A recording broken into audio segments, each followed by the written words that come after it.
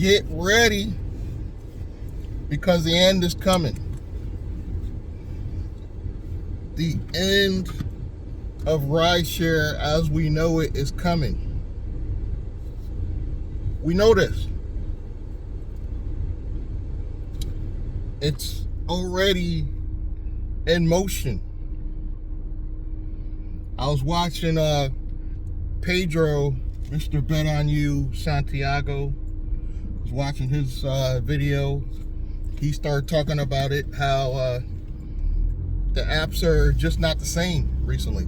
They just don't pay how they used to pay. I was watching this other small creator, I think he called himself the Amazing Hustler. He was talking about it. He actually went out and got a job at FedEx. And he's still complaining because he just likes to complain, you know. So sometimes I like to complain about the apps too. I still do it. So, but he's still complaining, but he had to get out. So he went to FedEx, got a regular job for however long that lasts, because they're laying people off too. So I don't want people to think all jobs are safer necessarily, but it's steady income compared to these apps. These apps play too many games with your money. I noticed they play way too many games. And when you play games with people's money, eventually they're gonna get fed up. But will they get fed up before the automation kicks in? You know, I think that drivers will still be around, you know, while they're building out the automation. So Uber knows what they're doing. They know they can keep paying us pennies, and we'll still do it, you know, because what else are we gonna do for now? You know, even drivers that are like planning their plan B, they're still using the apps. We still got to use the apps to take their customers. We still got to use the apps to plan an escape. We still got to use the apps to make our money while we're working on the side hustles.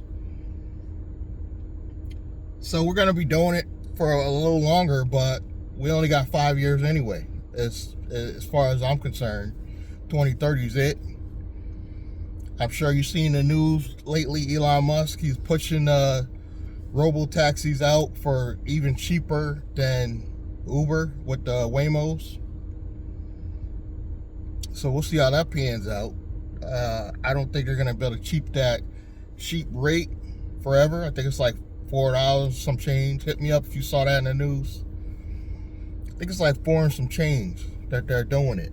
The Robotaxis, the Tesla Robotaxis. Speaking of the devil, I just see one of the cyber trucks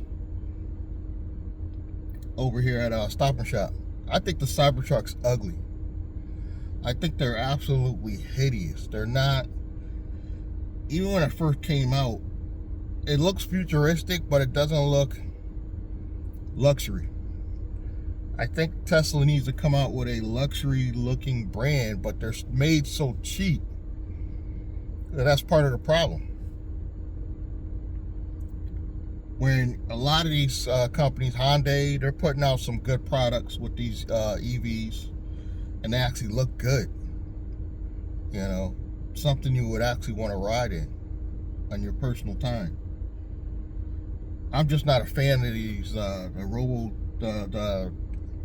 Cybertruck. Sorry, not a fan at all. I know some of you might like them, but I don't like them at all.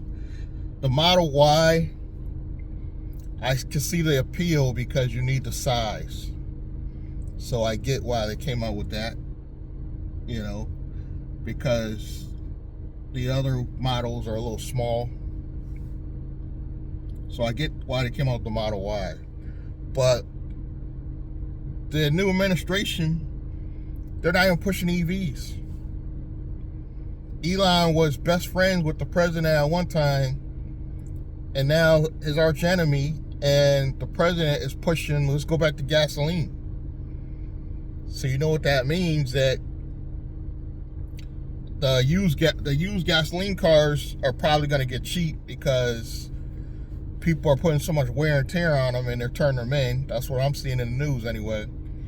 And then the gasoline companies are kind of excited because now they can come out with new models. I think hybrids are still doing good, but going strictly EV, I mean, they're taking away they're taking away the whole benefit of having an EV, where you could, the tax credit, I forget when it's going to go away, but it's eventually going to go away. You know, in the next 4 years, you know, Democrats, if the Democrats win, they could possibly bring it back, but do you chance that? You know, I personally, I'm right in the middle, you know, even on politics. I'm kind of in the middle. I see benefits to both, so I'm kind of a hybrid person, because there's just time, you don't have time to be plugging in a EV. I had a Uber passenger that I picked up, and they had an EV. Literally, they had to order an Uber to take them home while they were charging their EV at it was some type of dollar store, Family Dollar, and they had a charger there. So the people called me as an Uber. I took them home around the corner while they're charging their vehicle. See, I don't like to be in that situation. I would rather have a hybrid where you have options, because there's just times where gasoline is just more convenient. So I'm kind of in the middle. I'm kind of like that with the politics. You know, I kind of, the new administration pushes a lot of benefits on the business side, and then the Democrats like to give out money on the business side too. So it's like, you know, I'm always going to be kind of like in the middle. There's pros and cons, you know, with a lot of things.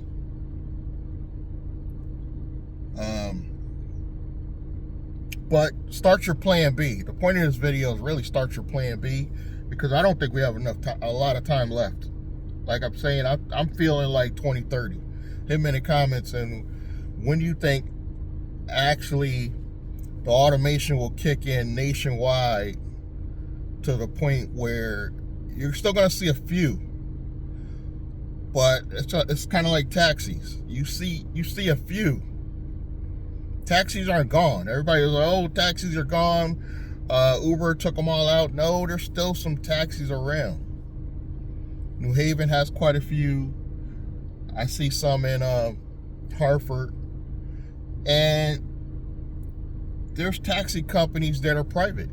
You know, there's private drivers that are, you know, start their own taxi business. So they're still out there. They're just really rare. And that's how I think 2030 is going to be, where it's going to be really rare for you to be able to get a live person actually to pick you up. But private drivers will still be around for those people that are like, oh no, I'm not going for it, I'm not having it. You know, because there's older people that are already telling me they're not going for the automation yet. Private drivers are going to come in handy for them. You know, they're not going to want to take buses. They want something a little bit more affordable than limousine services and taxi services. Private drivers are essentially going to be licensed limousine mini companies, essentially, or taxi companies. But they're not going to have the higher price tag. And there's plenty out now. I think it's getting really popular to get a private driver now. You know, I'm starting to see it. People are asking me, do you drive off the app? So that's telling me, once upon a time, you used to have to ask the Uber passengers do you want a private driver? Now it's like they're coming to us and be like, do you drive off the app? Because they're getting fed up with the high rates and fees, and some of the passengers know that the driver's not getting their fair cut. So it's becoming more and more increasingly popular to get a private driver. But back to other plan Bs, I think you should push towards AI. I'm not just saying it because it's popular, but AI tech in any form is going to help you.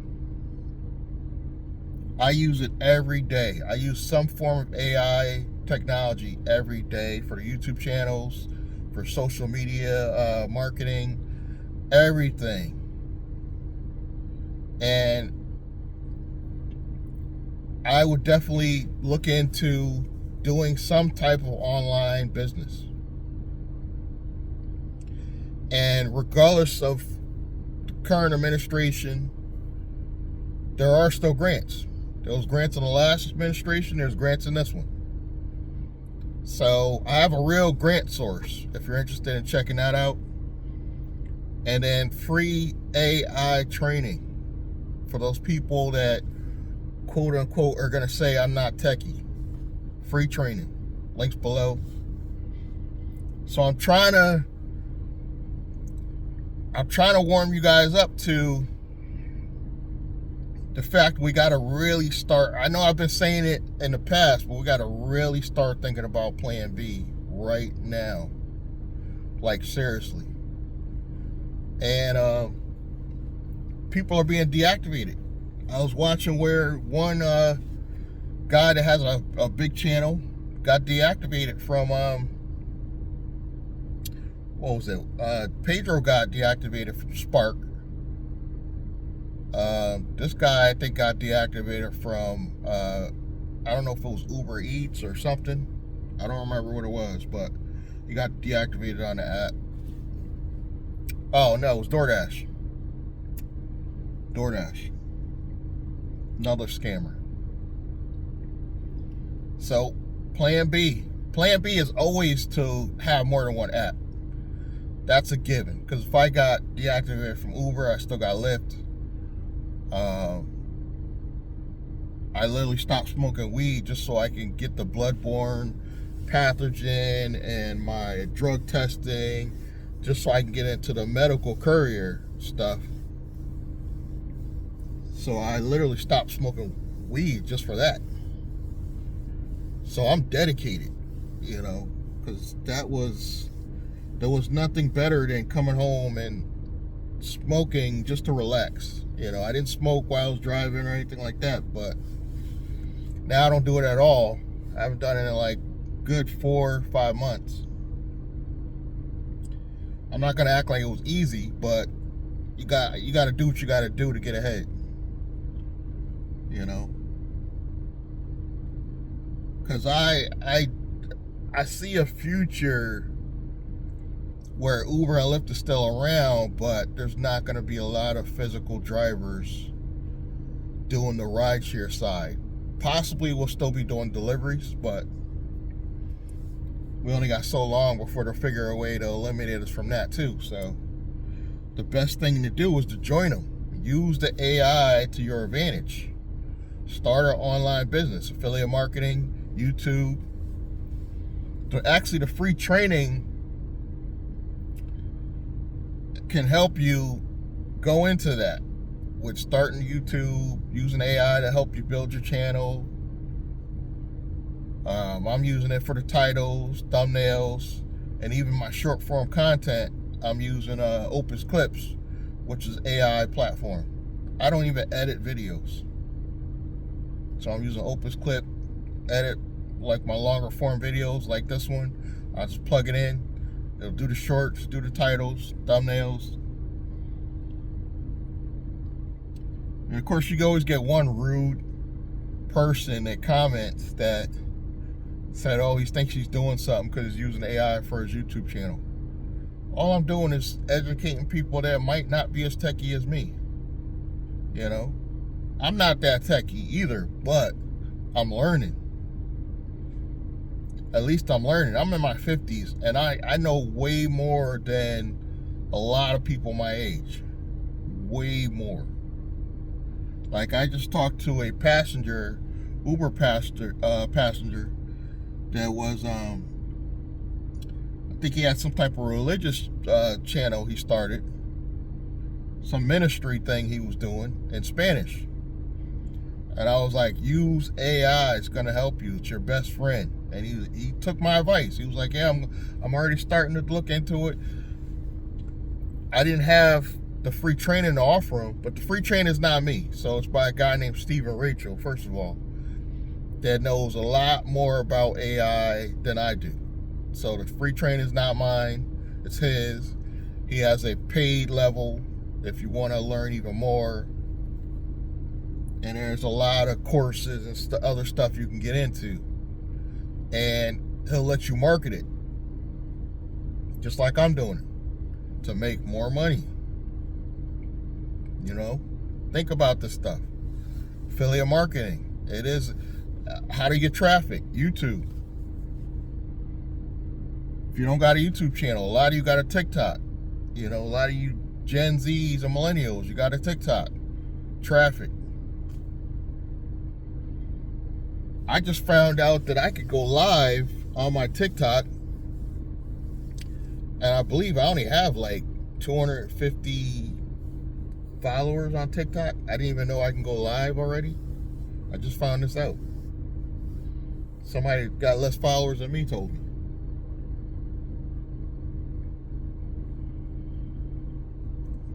This guy looks shady. But that's all I really had for you guys today.